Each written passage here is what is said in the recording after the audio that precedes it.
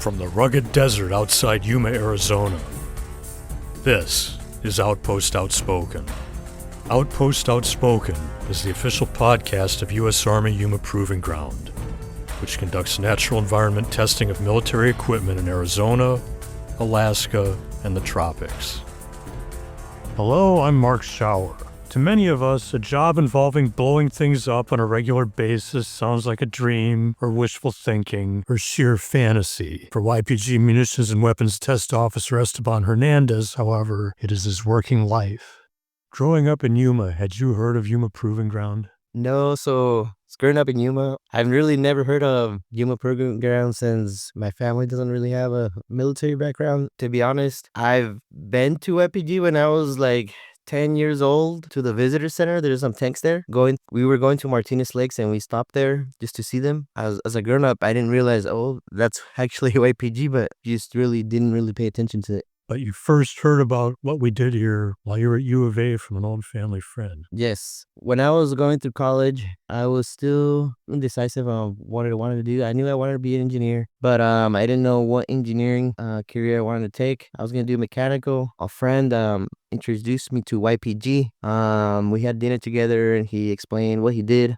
He works at CASD. He explained that he works with tanks. He does tests, and that was interesting to me. And then he told me he went to U of A and did the systems engineering program there. And then at the time when I was going to college, they offered the systems engineering U of A program where I actually transferred from ADVC to U of A online, so I didn't have to go all the way to Tucson, and I stayed here in Yuma. And then it was also a third of the price, so it was way cheaper, saved some money, and then I didn't have to spend on school and board over there, so it was a great option to me. And you started working out here while you were still a student. Yes, that's correct. A year before I graduated, I applied for the internship that they offer here at YPG. And then I started in May. After we finished our spring classes, I started my summer vacation here as an intern and then stayed here for a year until I graduated in 2021. After I graduated, I started as an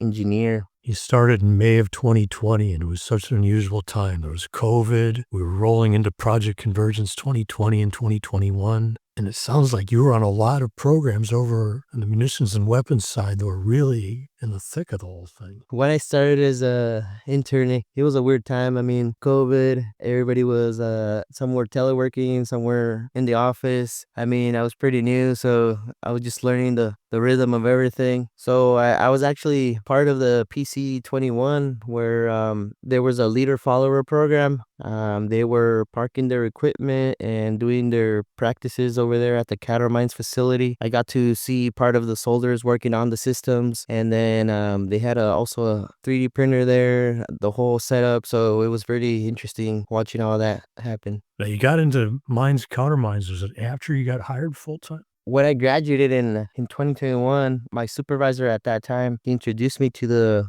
MCD team. He would say that I was going to be part of that once I got hired onto tracks. And then at that time, Steve Patney and Johnny Clark were part of that team, and we started the trio team of the MCD team, working on all types of stuff, such as the MICLIC, the SLAM, and then at that time the Savo program was starting up, and then that was my full-on first program that I was participating in. I mean, you were on some really kinetic, dynamic stuff. Yeah. You've been here for more than 5 years now. You must like it somewhat. Yeah, YPG is very interesting. There's a new thing every day. I mean, it's not like a job where you come in, it's a routine job. Every day is different. What other job here in Yuma or even across the United States where you could see explosions on your day-to-day job? Recovery of different mines, riding on howitzers, MRAPs, I mean, you name it, and placing C4s so you could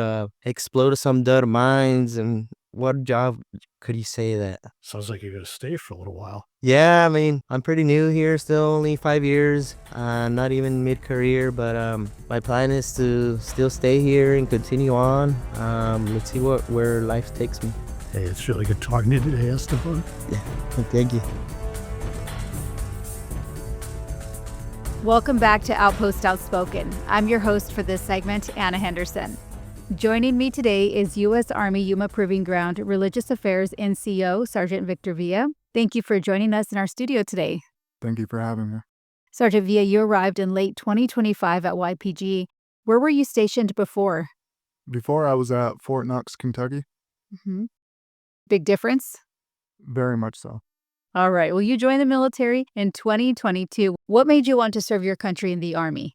So I've always felt a sense of the necessity to serve your country as a way of repayment for everything that it's given me. A lot of opportunities that you really can't find anywhere else in the world, and I feel as though if your country calls upon you, then you should answer the call. And this is the beginning of your career, so I'm excited to see where it takes you. How did you choose this military occupational specialty? I've always been a Christian man, and this MOS really allows me to grow in my faith. And even though not everybody in the MOS is religious, it does allow you to serve those who are. Tell me about your duties as a religious affairs NCO. Outside of active war, the day-to-day duties are setting up events. You're very much a event organizer. At this time, in this duty location, I am the funds clerk, so I manage the money for the chapel, the donations that come in every Sunday, and managing all the accounts. A lot of bookie stuff. And so far, you've been able to take part in the annual tree lighting ceremony and the Thanksgiving festivities. So what do you think about all these fun community events so far and about the community in general? So it is a very small community, and you can tell that it's very tight woven, and there is a sense of community that you can't really find when the community is much larger than this. People know people on a first name basis. Everybody knows each other's kids because they all come out to multiple events. It does genuinely feel like a family, at risk of sounding cliche. It really does feel like Mayberry. The kids are riding their bikes everywhere. Like you said, families are out and about. You get to know everyone here and you do get close to them. So that's great that you're already starting to feel that.